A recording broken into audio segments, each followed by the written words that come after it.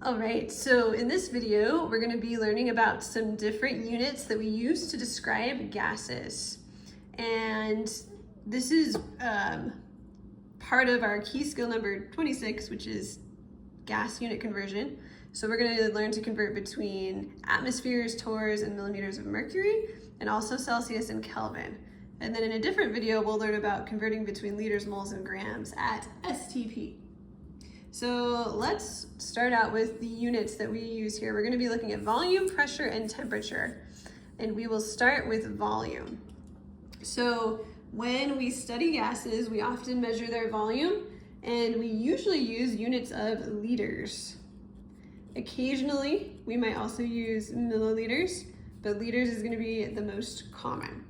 And volume is pretty straightforward. We don't really need to convert other than between liters and milliliters. And you should already know how to do that. There's 1,000 milliliters in a liter.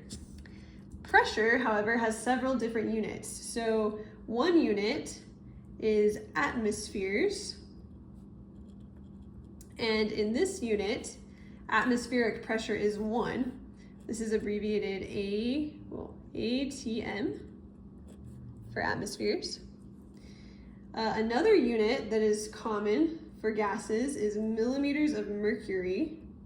And this comes from an experiment that was done a long time ago, hundreds of years ago, where they would use mercury, basically a barometer with mercury in it to measure atmospheric pressure.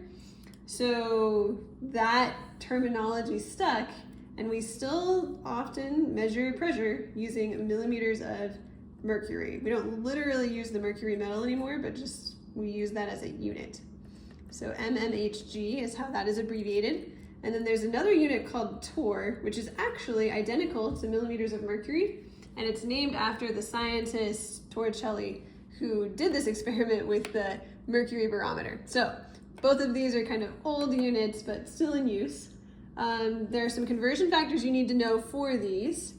1 ATM is equal to 760 millimeters of mercury. So that's how much the mercury in a barometer like Torricelli was using would rise when the atmospheric pressure was 1.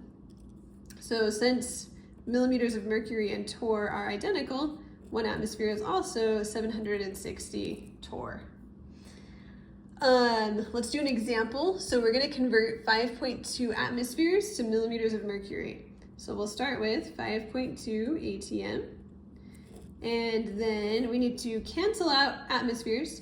So we're going to put 1 ATM at the bottom. Atmospheres cancel out, and we're trying to get to millimeters of mercury. So 1 atmosphere is 760 millimeters of mercury. And then we would just need to multiply 5.2 times 760, and we would get 3,952 millimeters of mercury. If we want to round that to significant figures, we technically should only have 2, so we're going to end up rounding this 9 up. It's going to be 4,000 millimeters of mercury, or we could write 4.0 times 10 to the third millimeters of mercury.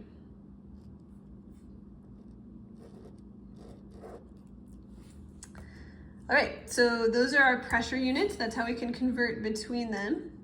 Let's go ahead and talk about the units we use to measure temperature for gases.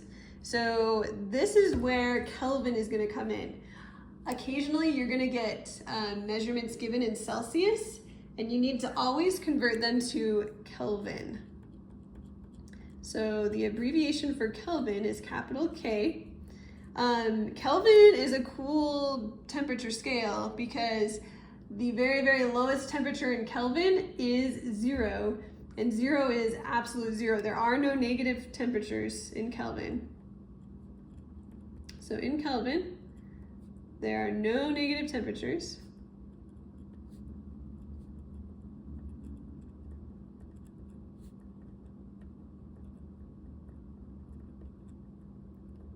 And 0 Kelvin is absolute 0. And since there are no negative temperatures, the temperature in Kelvin is going to always be proportional to the kinetic energy.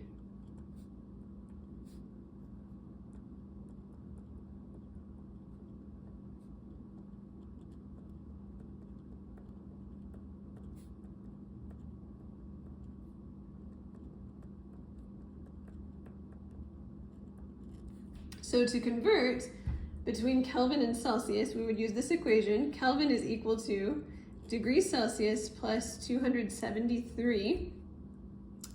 So to convert that, we would, for example, if we wanted to convert 75 degrees Celsius to Kelvin, we would take 75 and add 273 to it. And we would end up with 348 Kelvin. All right, another thing that's important to know is the boiling point of water in both Celsius and Kelvin. So in Celsius, water boils at 100 degrees. If we add 273 to that, that would be 373 Kelvin. Water freezes at 0 degrees Celsius. If we add 273 to that, that would just be 273 Kelvin. So all of our temperatures in Kelvin are going to look very big because we're adding 273 to Celsius. And yeah, so now you know how to convert between atmospheres and torrs and millimeters of mercury and between Celsius and Kelvin. So that was our goal for this video.